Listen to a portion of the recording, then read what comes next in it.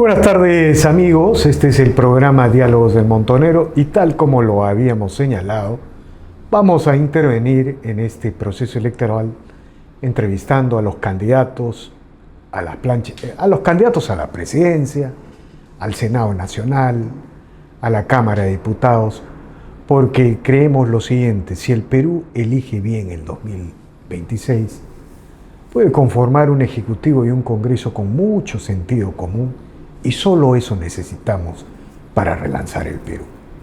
Y bueno, el día de hoy hemos convocado a Enrique Valderrama, candidato presidencial del Partido Aprista, un joven líder político del APRA de 38 años de edad, quien ha hecho un largo recorrido en el partido y también ha enfrentado adversidades. Bueno, vamos a conversar sobre estos temas, pero sobre todo le vamos a preguntar por qué los peruanos tendrían que elegir a la plancha presidencial del APRA. ¿Por qué tendrían que votar por Enrique Valderrama? El APRA es un partido sin el cual la historia del Perú no puede ser explicada en las últimas décadas. Y bueno, por eso le decimos buenas tardes, Enrique. Gracias por aceptar esta conversación. Muchas gracias por la invitación. Para mí siempre será un honor conversar en este espacio, estimado Víctor Andrés. Gracias, Enrique. Bueno, ¿por qué los peruanos? Quizá empecemos por esta pregunta, ¿no? ¿Qué es lo que hace diferente, particular, a la plancha presidencial, a la fórmula presidencial del Partido Aprista? Bueno, creo que podemos encarnar a la vez dos cosas fundamentales. La primera, un programa concreto de cambio para un país que necesita pacificarse en cuanto al tema de la inseguridad, necesita consolidar su impulso del empleo popular, pero a la vez un país que aspira, por lo menos lo que detallan muchos de los sondeos de opinión, aspira a una clase política nueva, a nuevos liderazgos. El 70% más o menos de los que fueron consultados en algunas encuestas señalaron que quisieran a alguien nuevo en la política. Y eso trae como potencial peligro una aventura, lógicamente. Pero en este caso estaríamos ofreciéndole al país un programa concreto de cambio, un vocero joven o relativamente joven, pero con una institución de 100 años detrás, que es una garantía, con técnicos, con gente con experiencia en el Estado, con intelectuales, con gente que conoce el Perú como operadores, cosa que no tiene ninguna otra organización. O sea, mencionas la novedad. Efectivamente, la novedad siempre ha sido la gran atracción de los últimos procesos electorales. Pero la novedad, creo que también lo estás señalando, se ha convertido en el permanente fracaso. Ahí está, Ollantumala fue la novedad. Bueno, Castillo fue la novedad, ¿no? Mira, seguir, digamos, marcando un poco de distancia, García fue la primera novedad en su primer gobierno. No le fue tan bien. ¿Por qué la novedad del APRA en este caso sería algo diferente? Bueno, primero porque en el caso que se cita, porque no es la primera vez que lo escucho, un líder joven de menos de 40 años con el APRA parece una película que algunos ya vivieron y no fue buena, por lo que por lo menos argumenta. Creo que hay que decir que se reconocieron los errores inmensos que se cometieron.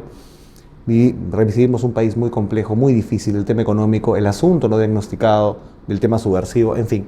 Pero las circunstancias son sumamente diferentes. En principio era un líder joven, con sus propias características, con un partido que tenía 55 años. De esos 55 años, casi la mitad o más había estado en clandestinidad, había estado, digamos, fuera de la ley, sus líderes perseguidos, exiliados, sin experiencia de gobierno. Esta vez no sería la primera vez de Enrique Valderrama, sería la tercera vez del APRA. Y yo creo que hay una gran diferencia. Yo vengo con una institución de 101 años detrás, 2 experiencias de gobierno nacional, múltiples experiencias a nivel subnacional, pero además que podemos responder con esta combinación a una cosa fundamental, es que a pesar de todo, a pesar de lo que tú dices, el electorado aún sigue pensando en alguien nuevo para la política, en una voz nueva. Y definitivamente pues, no hay una reflexión quizás sobre lo que ocurrió antes. Pero yo creo que una voz nueva, combinada con una institución que le dé soporte detrás, podría responder a la expectativa ciudadana a la par que consolidar un avance para el país. Creo que eso nos puede diferenciar mucho. De acuerdo. Ahora, el aspecto principal, digamos, la oferta principal de tu programa, de tu fórmula de gobierno, ¿En dónde se focaliza? Hemos llamado a nuestro programa la Agenda Social. La Agenda Social tiene 5 pilares fundamentales. Lucha contra la inseguridad ciudadana, generación de 3,5 millones de puestos de trabajo, una reforma del Estado, poner mucha fuerza alrededor de los temas sociales, educación, salud, también vivienda, y coger la bandera anticorrupción, que creo que es algo básico en el país. Se pierde 60 millones de soles al día por el tema de la corrupción. Y si yo tuviera que decir el asunto prioritario apenas entre a Palacio de Gobierno, es el asunto de la seguridad ciudadana y los temas conexos. Vamos a llegar con 2 paquetes de propuesta legislativa, iniciativa legislativa, concretamente para potenciar la lucha contra la inseguridad ciudadana y evidentemente la formalización de la pequeña minería, además de un paquete muy duro respecto a la persecución de la minería ilegal. Seguridad ciudadana, entonces, es la clave de lo que viene. ¿Y cómo se materializa esa propuesta? O sea, digamos, el problema de la seguridad ciudadana en el país es que no ha habido una política de Estado realmente dirigida De acuerdo. por un presidente, por un jefe de Estado que articula toda la institución. Absolutamente. Y además, qué bueno que lo planteas en esa perspectiva, porque hay que decir que los que sembraron un poco esta tempestad fueron gente hace algún tiempo, cuando Humala degrada a 20 y tantos generales, por ejemplo, cuando luego otro gobierno degrada a otros tantos. Claro. Es decir, minaron la moral de la policía. Yo creo que es algo que hay que corregir. El APRA garantiza la plena autonomía de la policía en el sentido de que se va a respetar. Decenas de oficiales generales Por vez, fueron 20 o 30. Increíble. Claro, para poner a sus amigos. Y eso hay que decirlo abiertamente. Ahí sí me gustaría detenerme un momento. Cuando se retira a un oficial general y a otro oficial general, lo que no nos damos cuenta es que detrás de cada liderazgo hay 5 años de experiencia. Por supuesto. Imagínate lo que ha significado eso, descabezar a la institución policial. Totalmente. Y esas consecuencias de esas malas acciones las estamos pagando definitivamente en estos días. Pero entonces, la seguridad no puede ser un asunto que se trate de manera aislada. Hay iniciativas, algunas incluso llamativas. No pueden ir 2 personas en una misma moto lineal. Puede ser que sí esté bien, puede ser que no, pero de una manera aislada. O se dicen cosas, vamos a eliminar el INPE. Y son solamente avellanas. Tiene que ser un paquete de medidas que se tomen a la vez. Por ejemplo, Reforma de la policía, reforma del INPE a la vez, endurecimiento normativo para los servidores públicos que se coludan con las bandas criminales, el asunto del cambio de enfoque en el control de las fronteras y, lógicamente, lo que tú has señalado, el liderazgo de los ministros y particularmente el presidente de la República, incluso participando en los operativos para golpear el crimen ahí donde la inteligencia policial nos señale que están. Y solamente 10 segundos me quedo en lo de la policía. Tenemos que pasar de 130.000 a 250.000 efectivos policiales, tenemos que crear un grupo especial de inteligencia con lo mejor de la policía, tenemos que incrementar el presupuesto en seguridad en más 150%, y definitivamente tenemos, creo yo, que crear una Comisión Técnica Nacional de Asistencia a la Ejecución Presupuestal en el tema de seguridad ciudadana. Y sobre todo, digamos, quizá habría que señalar que si el presidente no lidera una política de Estado que cree una convergencia entre la policía, el Ministerio de Justicia, la Fiscalía, el Poder Judicial, los municipios, nunca el Estado va a cerrar un punto. Totalmente de acuerdo. Por ejemplo, si uno analiza Surco y mira la cantidad de policías que hay, es muy reducida, pero mira la cantidad de serenos que hay, que es grande. Entonces, si no hay una articulación real, hay muchos hombres dedicados, digamos, al tema de seguridad, que no articulan entre ellos. Y esto solamente analizándolo desde lo público. Si tú sumas a las decenas de miles de seguridad privada, hay muchísima gente dedicada al tema de la seguridad, pero por alguna razón esto no funciona de manera articulada. Y ni siquiera ya te hablo de capital humano, te hablo incluso de tecnología, te hablo de cámaras, etc. No hay, y eso solamente funciona si hay liderazgo. Definitivamente el presidente que entre, que esperamos que el partido logre avanzar a la segunda vuelta, que estoy seguro que será así, luego ganar las elecciones, entrando tenemos que liderar este asunto. Pero pasa por 2 cosas adicionales también, que quiero decirlas. Actualmente tenemos 44.000 de espacio, digamos, en las cárceles. Y evidentemente hay 110.000 que realmente las ocupan. O sea, hay sobrepoblación, hay hacinamiento. Y definitivamente tenemos que ir a una política de construcción de penales en el país. Nos guste o no nos guste, tiene que pasar eso. Hay 7 penales que están particularmente ahorita parados, en proyectos incluso. El gobierno de Boluarte no pudo sacar el penal de Ica, por ejemplo. Yo propongo hacer 12 a 24 en los próximos 5 años, más o menos de 5.000 de capacidad, diferenciados por pisos altitudinales. Y mientras reformamos el INPE, que tiene que ser reformado, no eliminado, como dice Gerí, esta nueva infraestructura penitenciaria, en esta primera fase, creo que debe tener administración privada. Bueno, ahora me gustaría pasar a la economía, y una de las cosas que siempre me llama la atención de las recientes declaraciones que ha formulado es que ustedes se definen como de izquierda democrática. Yo recuerdo el segundo gobierno de García. Fue un gobierno de centro-derecha, al margen de cualquier definición, que produjo uno de los mayores crecimientos, un proceso de inversiones impresionante. ¿Por qué seguir insistiendo en esta definición de izquierda democrática? Digamos, depende de cómo se lo mire, ¿no? Yo creo que reducir la pobreza a 20 puntos, creo que atacar el tema del analfabetismo, que redujimos a menos del límite para considerar al país libre de analfabetismo, luchar con el tema de la anemia de manera tan brutal como se hizo y luego se estropeó como un mal en adelante. Creo que gobernar para los más pobres significa para mí ser un gobierno de izquierda democrática. Yo creo que un gobierno de izquierda democrática, o en todo caso, en clave europea, socialdemócrata, no tiene por qué estar reñido con el capital, puede ser tranquilamente aliado de la inversión. El problema aquí, Víctor Andrés, es que nos hemos acostumbrado a reivindicar como las únicas expresiones de izquierda a estas expresiones marxistas radicales que yo te diría que incluso que son premodernas. Por lo tanto, yo no podría comparar pues, al señor Bellido, al señor Cerrón, con el partido pues, socialdemócrata alemán, ¿no? que creo que sí está, digamos, en la centroizquierda europea. El APRA yo creo que tiene una perspectiva de izquierda democrática moderna, de apertura a la inversión, que sepa tratar con el capital, como Aya de la Torre decía, de la década de los 30, 40. ¿sabes? Por ejemplo, el APRA, a ver, digamos, este es un tema bien complicado para la Sumamente. Mira, el APRA, por ejemplo, estaría por un régimen de flexibilidad laboral en los contratos de trabajo. Mira, yo miro los mercados populares, ¿no? Gamarra, los mercados populares en Puno, en cualquier lugar del Perú, informalidad, pero todos los contratos de trabajo están basados en la flexibilidad laboral. Hay una formalidad que no responde a esa realidad. La formalidad es el 25% del país. ¿Cuál sería, por ejemplo, dentro del mundo popular que tú señalas muy bien, te pongo un ejemplo claro, 600.000 familias dedicadas al tema de la minería informal. ¿Ya? Ojo, estoy aislando a una minoría que está en la minería ilegal, asentada sobre terrenos donde no puede haber nunca actividad extractiva. Muy bien, no se formaliza. Pero las condiciones, no para los que, digamos, tienen el pequeño capital, sino para los operarios de eso, en términos de derechos laborales, digamos, no son tan buenas. Y yo creo que eso hay que revisarlo también.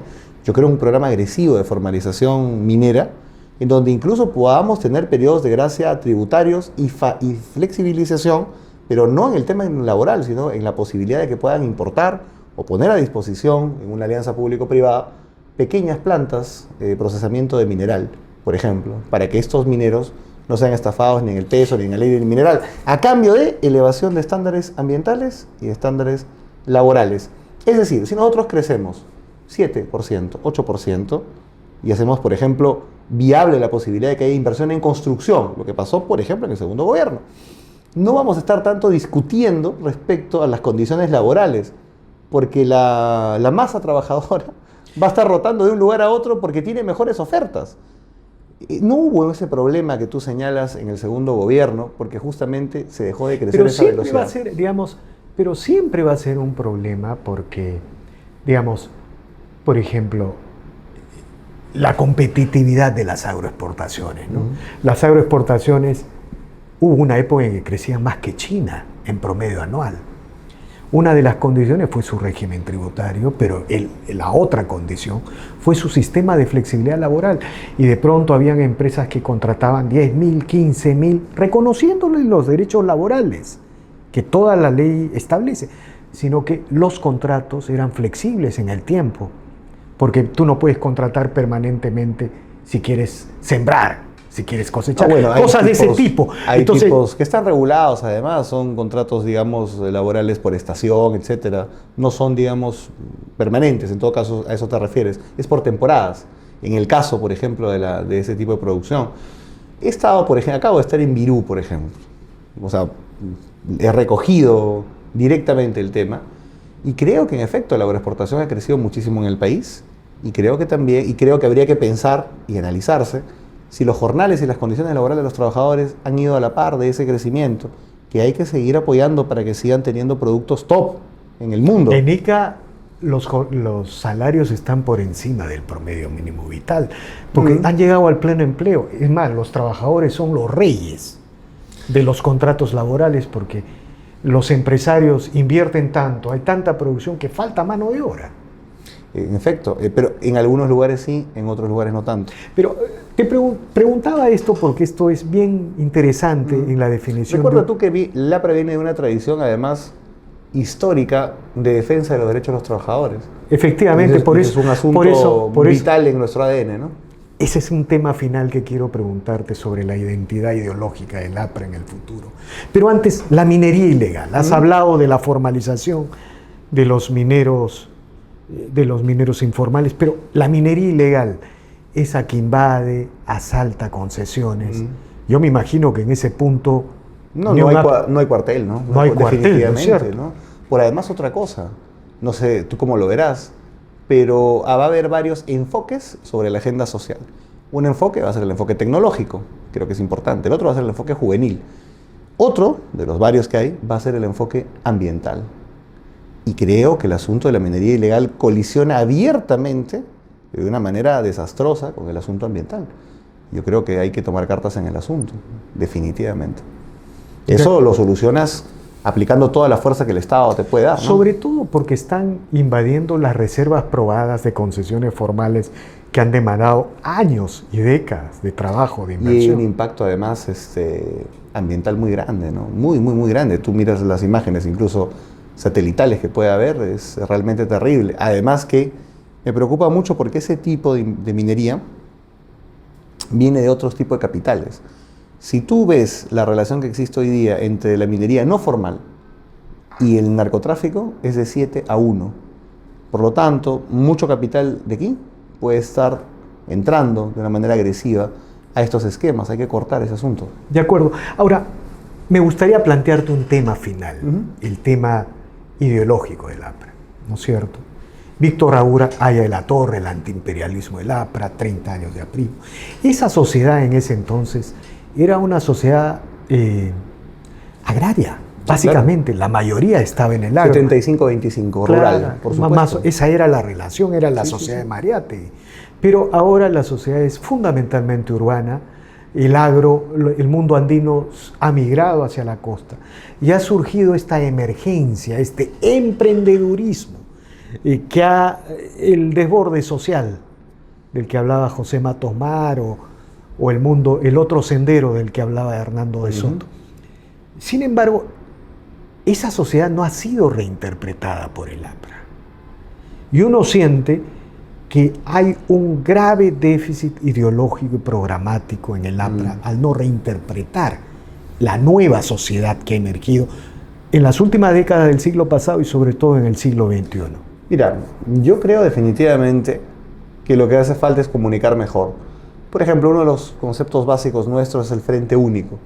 El Frente Único, históricamente, el partido es más una alianza de clases, un Frente Único, que en ese momento se interpretaba como la unidad de las vanguardias universitarias con el movimiento anarcosindicalista, ¿no? Y expresiones, lógicamente, venidas de las dirigencias también del mundo, como tú dices, rural, agrario. Hoy día creo que ese Frente Único tiene que volver a expresarse, en términos conceptuales me refiero, incorporando el sujeto social del emprendedor, del pequeño empresario. Creo que eso es algo fundamental. Hablaba esto con Alan García y decíamos que el APRA tiene que ser el partido de los pequeños productores. En tus términos seguramente sería del capitalismo popular, ¿no?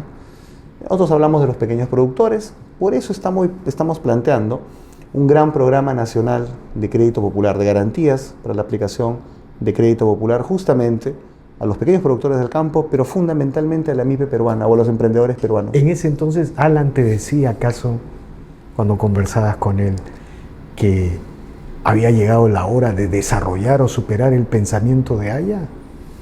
¿Algo así? Yo creo que hablaba siempre de actualizar el pensamiento de Aya de la Torre. Definitivamente la generación que hoy día de una u otra manera empieza a aparecer con fuerza en el APRA, con mi vocería principal como candidato presidencial, va a tener una valla sumamente alta para estar a la altura de lo que significó tanto el gobierno de Alan García como el legado intelectual de Aya de la Torre, ¿no? Claro, porque el APRA es políticos de raza, pero intelectuales alrededor. Y quisiera recordar que, no sé si has logrado resolverlo ya en el curso final de la campaña, tu emergencia como candidato fue un poco accidentada, se notaban disputas generacionales. Y uno recordaba que Alan García nació a la inversa, con el apoyo de la vieja generación, ¿no es En cierto? una segunda etapa más pública, ¿no? En la primera, quizás, como todo, el partido, quizás en mi caso, en el caso de mi liderazgo, lo que me faltó justamente fue un Armando Villanueva, ¿no? Fue lo que tuvo Alan García. Alan García. Claro, él era secretario de organización y prácticamente él era el articulador básico de la campaña de Armando, muy joven. Y luego asumió un liderazgo producto de toda esa articulación política y de la genialidad tanto en términos intelectuales como operativa de Alan. En mi caso, tuve que dar un paso distinto. Tuve que presentarme directamente, sin, digamos, un puente generacional. Porque Al todos contrario, los compañeros, con fricciones con las porque otras. todos los compañeros sufrimos de una u otra manera. El APRA es de una forma u otra un Perú pequeño, ¿no? Y la falta de liderazgo que hay en el país fundamental coincidió con un proceso de cambio de liderazgo en el APRA, o que se diriman en todo caso. Por lo tanto, muchos compañeros válidamente dijeron, yo puedo ser, digamos, el nuevo líder del APRA. Y de esa manera hubieron 14 listas, lo cual colaboró también, es cierto, y soy consciente, al hecho de que pude ganar. Claro, lo que hay que Porque reconocer. si Hernán Garrido Leca, Javier Velázquez y Jorge del Castillo quizás hubieran podido generacionalmente consensuar más, quizás yo no hubiera obtenido la victoria, quizás. Claro, lo que hay que reconocer en todo esto es que el APRA hizo las elecciones internas que los partidos organizados históricos suelen hacer. Y fue estupendo. Digamos, es algo que todavía no se subraya. Pero una pregunta final. Dime, Enrique. por favor. ¿Aya o Alan? ¿O Aya o Alan? Eso lo hablé con el mismo Alan. Alan me dijo que para relanzar el APRA había que tener dos cosas fundamentales. Un componente juvenil, definitivamente, y dos, volver al esfuerzo del origen, volver a hablar de Aya de la Torre. Esto que de una u otra manera estoy haciendo va en la línea de lo que hablé con el mismo García. No estoy haciendo otra cosa que no fuera el reflejo de lo que analizábamos en ese momento. Es más, yo recuerdo que hice un comunicado, un borrador de comunicado con él para una situación política X, ¿no? Entonces puse el partido aprista, ¿no? Expresa. Entonces él me corrige y pone el partido de Aya de la Torre. Yo creo que la respuesta está ahí. Siempre va a ser fundamental volver al esfuerzo del origen y evidentemente Aya fue un genio conceptual, ¿no? Que utilizó, digamos, el método de análisis venido de otras orillas para construir algo muy, muy propio, muy indoamericano, ¿no? Y quizá al APRA ahora le faltan más intelectuales, ¿no? Estamos en una labor de convocatoria. Me siento muy feliz de poder tener en el equipo gente muy inteligente, y algunos de los cuales tú conoces. Alan Salinas, que es un sociólogo muy inteligente, militante aprista activo. Iván Arenas, un hombre brillante también, amigo del APRA, desde el análisis internacional. José Mario Azalde, que también lo conoces, que creo que ha escrito incluso acá. Y Germán Peralta, la propia vicepresidenta de la plancha, Marinés Valdivia, doctora en historia. Pero definitivamente hay que hacer una convocatoria mayor. Justamente en estas semanas estoy convocando una reunión solamente de catedráticos universitarios. Me interesa mucho que el APRA vuelva a tener ganchos con la academia y la producción intelectual. De acuerdo, estimado Enrique Valderrama. Muy agradecido por estas declaraciones. Bueno, suerte en la campaña.